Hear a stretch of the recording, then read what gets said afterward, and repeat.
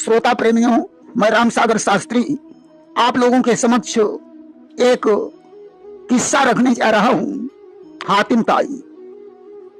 देखिए, खुरासान देश का बादशाह बड़ा न्यायी और प्रतापी था। उसके राज्य में बरखज नामक एक सौदागर रहता था, जिसके आदमी हर देश में सौदागरी करते थे। बरखज सौदागर की एक बेटी थी जिसका नाम हुस्न बानो था। बरखज ने मरते समय बादशाह से कहा, अब मेरा बचना मुश्किल है, इसलिए मेरा आपसे एक निवेदन है कि मेरी बेटी हुस्न बानो अभी 12 साल की है, इसकी देखरेख और सुरक्षा आप ही करना। सौदागर तो मर गया। बादशाह ने उसे पिता की जायदाद का मालिक बना दिया और अपनी बेटी की तरह उसकी देखभाल करने लगा। धीरे धीरे हुस्न बानो जवान हो गई। एक दिन उसने धाय से कहा, यह संसार पानी के बुलबुले के समान है, आदमी चला जाता है, धन यहीं पड़ा रह जाता है, इसलिए मैं अपना विवाह करना नहीं चाहती हूँ और इस धन को भगवान के कामों में लगाना चाहती हूँ। धाय ने कहा, बेटी तुम्हारा विचार सुंदर है, परंतु मैं तुम्हें एक सलाह देती हूँ, तुम अपने मकान के दरवाजे पर 7 सवाल लिखकर टांग दो। जो तुम्हारे 7 सवालों का जवाब दे दे उसके साथ अपना विवाह कर लेना, अन्यथा कुंवारी ही बनी रहना। धाय ने हुस्न बानो को 7 सवाल दिए, जिसमें पहला सवाल था, एक बार देख लिया परंतु दूसरी बार देखने की इच्छा है, यह वाक्य कौन कह रहा है।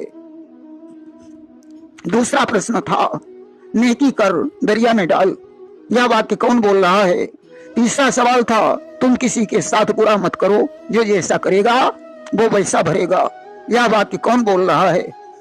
चौथा सवाल था, सच बोलने वाला सदा सुखी रहता है, यह वाक्य कौन कह रहा है। पांचवा सवाल था, शब्दवान पर्वत की खबर लाना है। छठा सवाल था, जल मुर्गी के समान मोती का जोड़ा मिलाना है।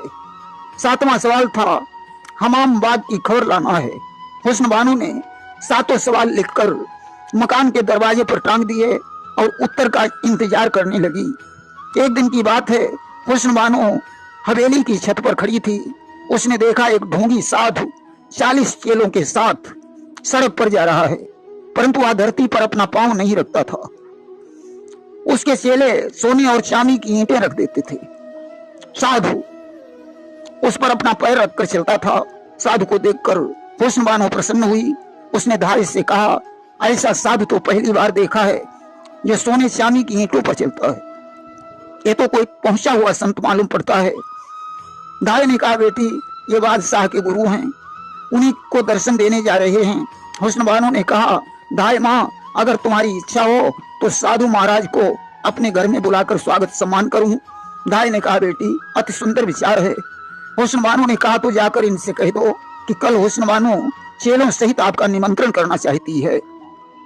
धाय ने जाकर कहा, तो संत जी निमंत्रण स्वीकार कर लेते हैं। दूसरे दिन हुस्न बानो ने उत्तम भोजन बनाए, संत जी को चांदी की थाली में भोजन करवाए। संत ने विचार किया कि इसका पिता बड़ा मालदार था, आज रात को इसकी सारी दौलत चेलों सहित लूट लेंगे। आज तो रात के समय संत जी ने चेलों सहित धन चुराया। हुस्न बानो के नौकर ने देख लिया तो उसे मार पीट कर घायल कर दिया और संत जी चेलों सहित फरार हो गए। प्रातःकाल हुस्न बानो अपने घायल नौकर को लेकर बादशाह के दरबार में पहुंची और उसने कहा, मेरे नौकर को घायल करके वो ढोंगी संत हमारे धन को चुरा ले गया है।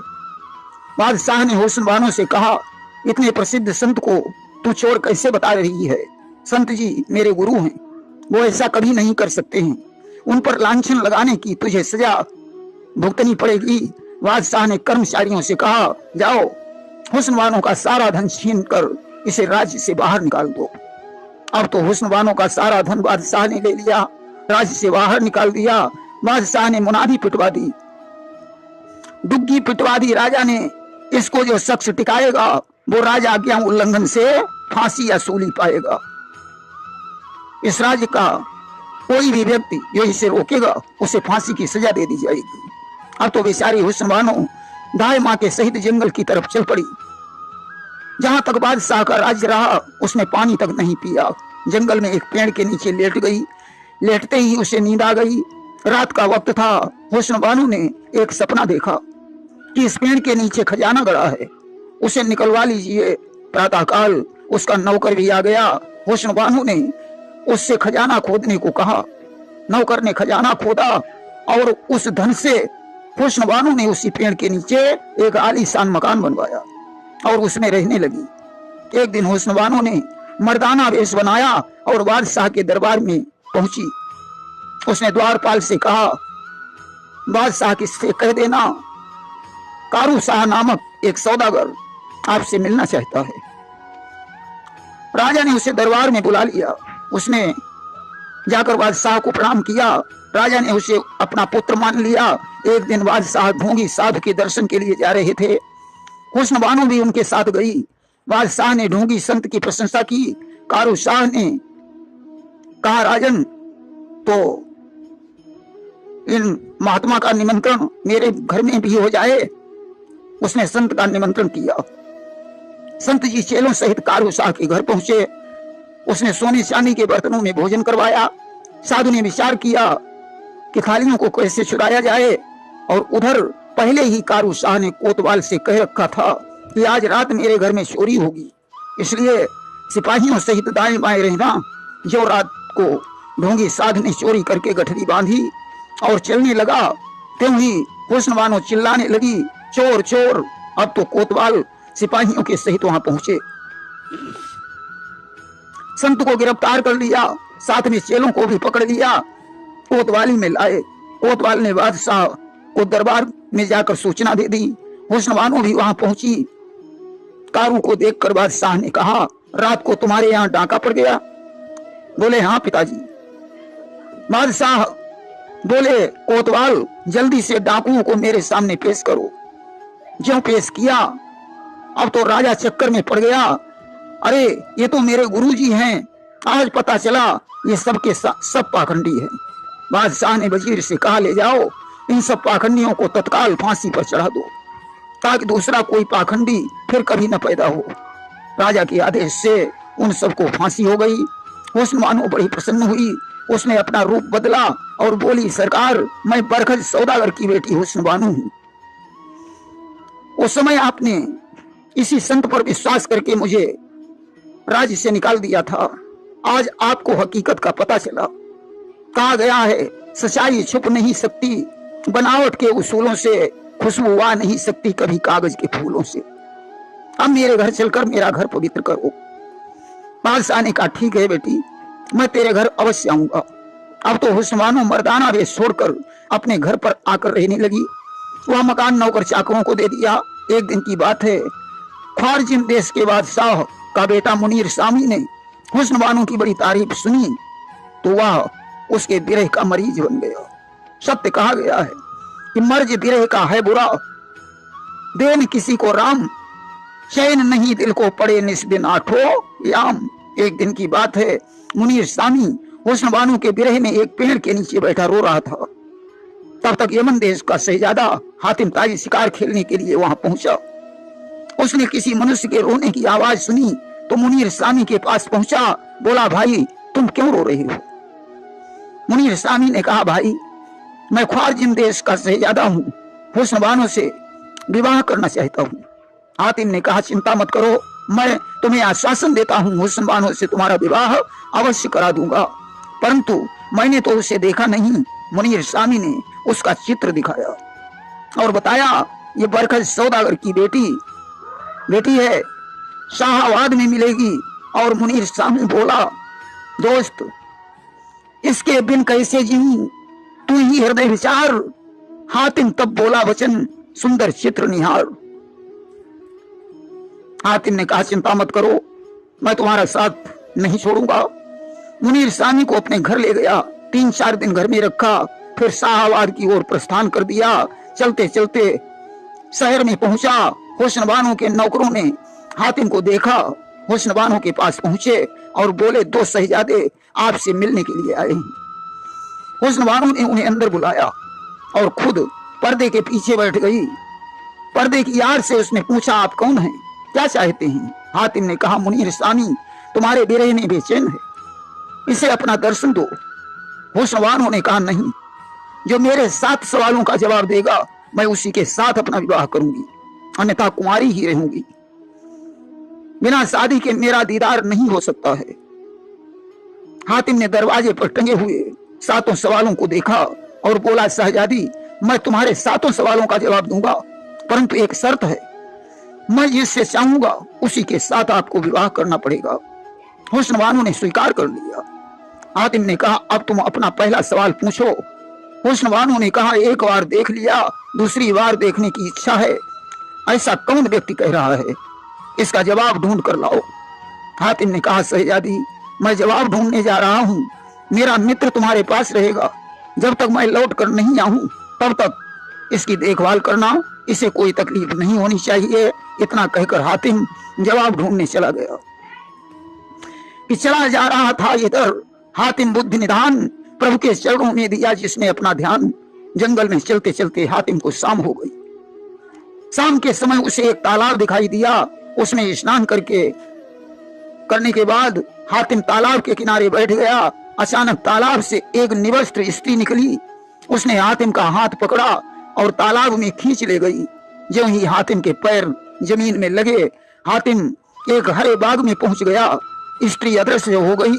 अब हातिम ने देखा बगीचे में श्रृंगार किए हुए बहुत सी स्त्रियां आई हैं और वे सुंदरी फातिमा को और हातिम को पकड़कर एक मकान में ले गई।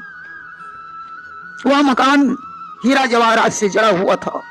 मकान में एक सिंहासन था। हातिम उस सिंहासन के पास खड़ा हो गया। अब वे सारी स्त्रियां तस्वीर बनकर दीवारों में चिपट गईं। हातिम ने सिंहासन पर बैठने की हिम्मत बनाई। जब ही वह सिंहासन पर बैठा, एक चंद्रमुखी नाम की सुंदरी तस्वीर से बाहर निकली। हातिम उसे देखकर मोहित हो गया। हातिम को सिंहासन पर बैठे हुए 3 दिन बीत गए। रात को वहां कपूर की बत्तियां खुद ब खुद जलने लगती थीं। जब बत्तियां जलती, चंद्रमुखी सिंहासन के नीचे हाथ जोड़कर खड़ी हो जाती थी और हातिम को देखकर मुस्कुराने लगती थी। हातिम उसे पकड़कर सिंहासन पर लाना चाहता था। जब उसने चंद्रमुखी का हाथ पकड़ा, उसने हातिम की छाती पर एक लात मारी। हातिम बेहोश हो गया। जब हातिम होश में आया तो उसने देखा वहां कोई सिंहासन नहीं है, सिर्फ सुनसान जंगल है।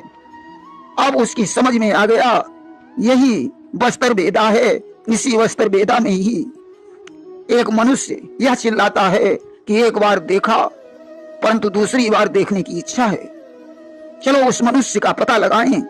तब तक हातिम के कान में आवाज भी आने लगी। हातिम उस आवाज की दिशा में चला तो देखा एक बूढ़ा मनुष्य खाट पर बैठा है। हातिम ने उसे सलाम किया और पूछा कि आप किसको पुकारते हैं? आदमी ने हातिम को अपने पास बैठाया और बोला, आप कौन हैं? उसने कहा, मैं शहजादा हातिम हूँ। नाम सुनकर आदमी बड़ा प्रसन्न हुआ। तब तक खुद ब खुद 2 रोटियां और सब्जी 2 गिलास पानी वहां आ गया। एक एक रोटी खाकर पानी पीने के बाद दोनों लेट गए। बूढ़ा आदमी बोला, बेटा एक दिन मैं एक तालाब पर गया, एक निवस्त्र स्त्री मुझे तालाब में खींच ले गई। मैं बाग में पहुंच गया, स्त्री तो गायब हो गई। परियों का झुंड वहां आ गया। एक परी ने ले जाकर मुझे सिंहासन पर बैठा दिया। चंद्रमुखी मेरे पास आई, उसका मैंने हाथ पकड़ा, उसने छाती पर लात मारी। मैं बेहोश हो गया और होश आने पर मैं इस वन में आ गया हूं। मैं चंद्रमुखी को दोबारा देखना चाहता हूं। हातिम ने कहा, चिंता मत करो, मैं तुम्हें वहीं पहुंचा दूंगा। हातिम बूढ़े आदमी को साथ लेकर उसी तालाब के पास पहुंचा। हातिम ने कहा, इस बार तुम चंद्रमुखी का हाथ मत पकड़ना, वो तुम्हारे सामने हाथ जोड़े खड़ी रहेगी। यदि गलती कर बैठे तो इसी बाग में आना पड़ेगा। उसी तालाब से निवस्त्र स्त्री निकली,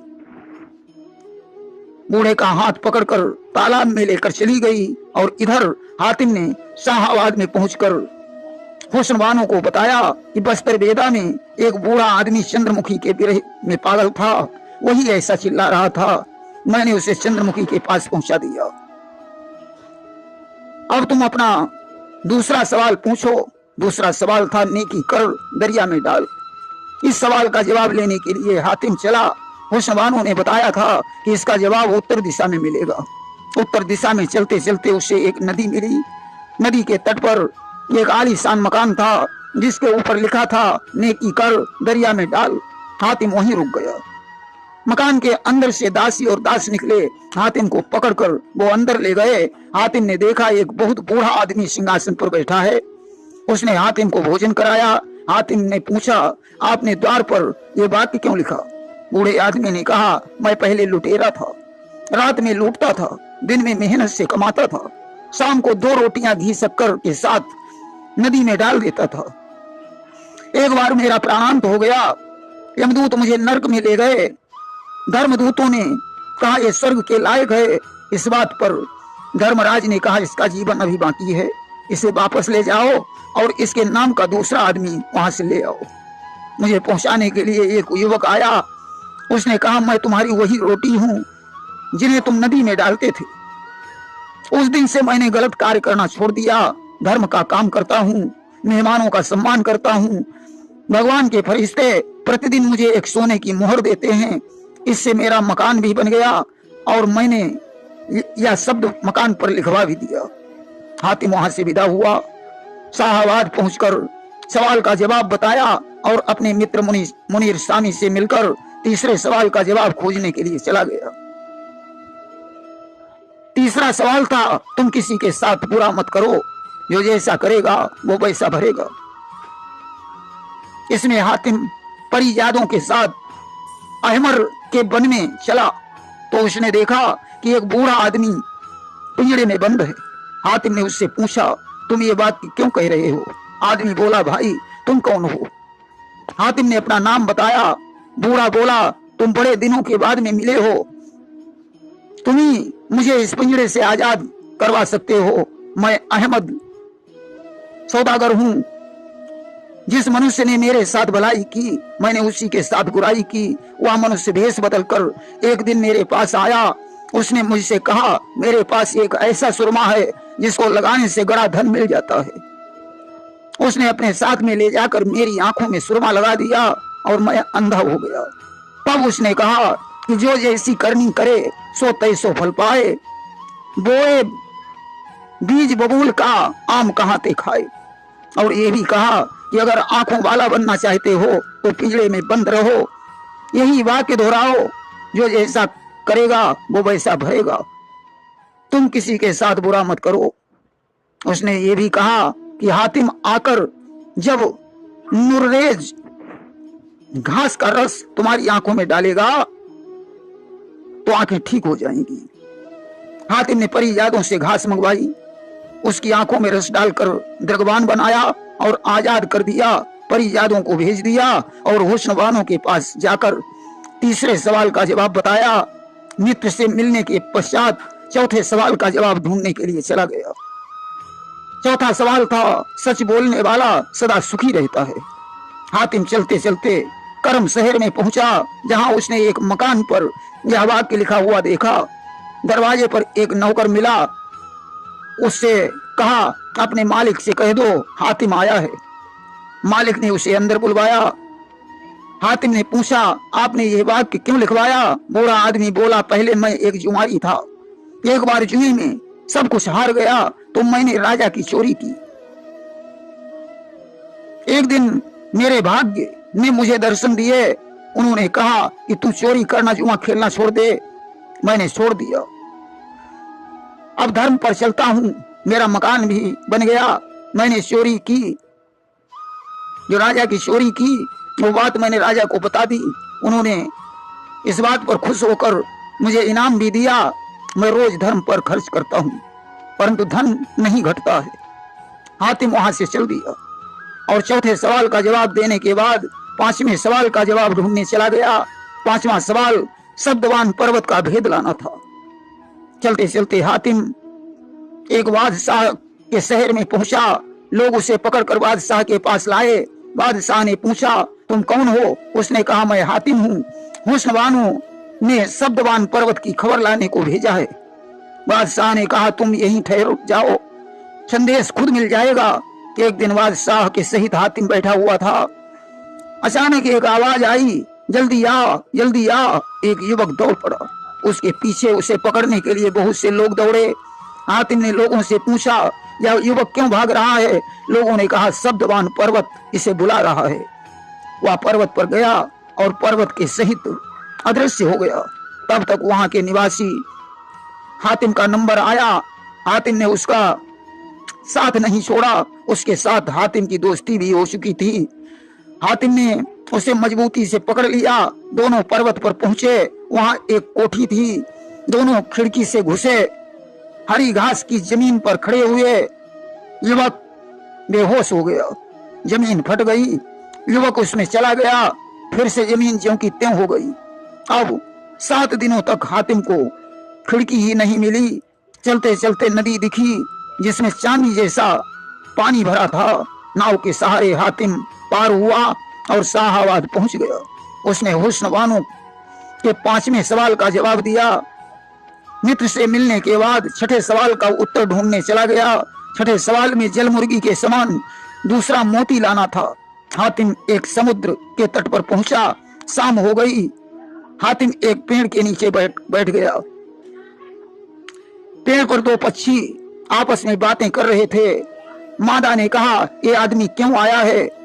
नर पक्षी बोला, जल मुर्गी के समान मोती की खोज में आया है। 30 वर्ष पहले कहरम नदी के तट पर पक्षी मोती के समान अंडे देते थे। उनमें एक मोती बादशाह को मिल गया। बादशाह से हुस्नवानों को मिला। वैसा मोती महापार सुलेमान के पास है। महापार मनुष्य और परी से पैदा है। वह बरखज द्वीप का बादशाह है। उसकी पुत्री विवाह के योग्य है। वह उसी से विवाह करेगा जो उस मोती की उत्पत्ति के बारे में जानता होगा। महापार सुलेमान ने सारे प्राचीन ग्रंथ गुप्त कर लिए। उसने पक्षियों को किसी स्थान पर अंडा देने से मना कर दिया। कहरम नदी देवों का प्रदेश है। हमारे लाल पंख की राख पानी में घोल कर लेप करके यह मनुष्य वहां सुरक्षित पहुंच सकता है। इसकी सूरत देवों जैसी हो जाएगी। बरखज द्वीप में पहुंचकर सफेद पंख की राख मलने से व्याधा नहीं होगी। स्नान करने के बाद ज्यों का त्यों हो जाएगा। तब नगर के निवासी महापार के पास इसे ले जाएंगे। उसकी बेटी मोती की उत्पत्ति के बारे में पूछेगी जो मैंने बता दी है। वह बेटी और मोती दोनों इसे दे देगा। हातिम ने वैसा ही किया। रास्ते में हातिम को तूफान द्वीप के बादशाह मगरूर का बेटा महराब मिला। वह उस लड़की के पास से होकर लौट रहा था। हातिम ने कहा, चल भाई, मोती की उत्पत्ति मैं जानता हूं। मुझे मोती चाहिए, तू दुल्हन ले लेना। दोनों चले।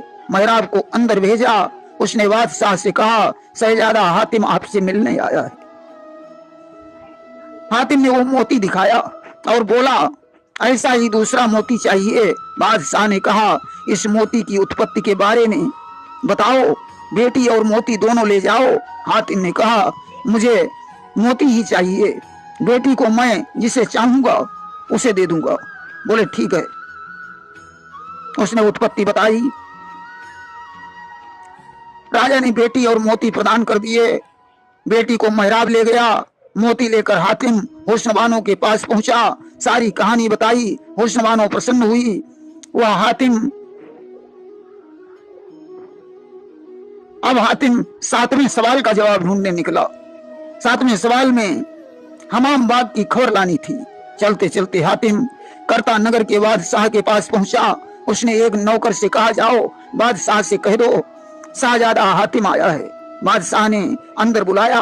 हातिम ने उन्हें प्रणाम किया। बादशाह बोले, तेरी क्या इच्छा है? हातिम ने कहा, मैं हमाम बाग देखना चाहता हूँ। बादशाह ने कहा, जो देखने गया वो जीवित नहीं लौटा। हातिम ने कहा, कोई परवाह नहीं, परंतु मुझे देखना है। राजा ने हमाम बाग के द्वारपाल को एक पत्र लिखा कि इसे अंदर जाने की इजाजत दी जाए। कई नौकर साथ में भेजे। पत्र लेकर हातिम 15 दिन बाद हमाम बाग के निकट पहुंचा। उसने देखा एक बड़ा सा मकान है। बड़ी सेना पड़ी है। द्वार पर लिखा है, जो कोई घुसेगा वो जीवित नहीं लौटेगा।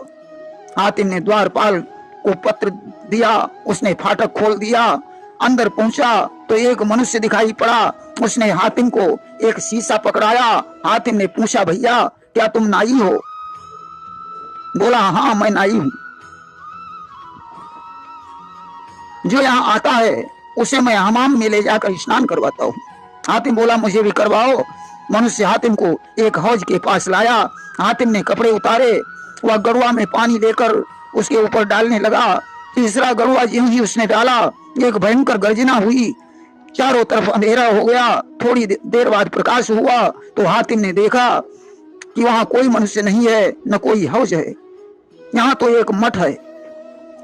अचानक मठ में बाढ़ आ गई, गले तक पानी भर गया। हातिम को एक जंजीर लटकती दिखाई पड़ी। उसने ज्यों जंजीर पकड़ी, एक गर्जना हुई, हातिम बारादरी में पहुंच गया। वहां उसने लंगोटधारी बहुत से लोगों को देखा और पिंजड़े में एक बंद तोता देखा। बारादरी की दीवार में पर लिखा था, जो मनुष्य यहाँ आया है वह वापस लौट कर नहीं गया। एक दिन मूर्खवाद शाह ने इस वन में एक हीरा पाया जो 700 किलो का था। उसने उसे छुपाने के लिए हमाम बनवाया। हीरा तोते को निकलवाकर इस पिंजड़े में बंद किया। कुर्सी पर 3 तीर और कमान रखवा दिए। जो यहाँ से लौटना चाहें वो तोते के सिर में 3 बाण मारकर उसके पेट से हीरा निकालकर घर लौट जाए। ये तीनों बार खाली चले गए तो पत्थर का बनना पड़ेगा। हातिम ने लेख पढ़कर तीर कमान उठाया। पहला बार खाली चला गया, उसके पैर पत्थर के हो गए। दूसरा बाण छोड़ा, खाली चला गया, अब तो कमर तक पत्थर का हो गया। तीसरा बाण उसने तोते के शीश पर मारा, तोता मर गया। हीरा निकालकर शरीर उसका ठीक हो गया। अब हातिम ने देखा वहां कोई बाघ नहीं है, कोई तोता नहीं है, न कोई बारादरी है। ये लोग पत्थर के हो गए थे, वे सब मनुष्य बन गए और हातिम के चरणों पर गिर पड़े। हातिम ने सबको लेकर करता शहर में चल दिया।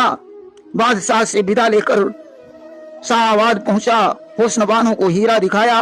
हुस्नबानो ने हातिम के चरणों में अपना मस्तक रख दिया और कहा मुझे अपने चरणों की दासी बना लीजिए।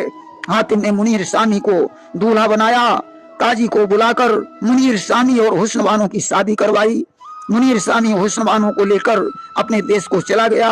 हातिम ताई एक परोपकारी व्यक्ति था जो लोगों को की तकलीफें दूर करता रहता था।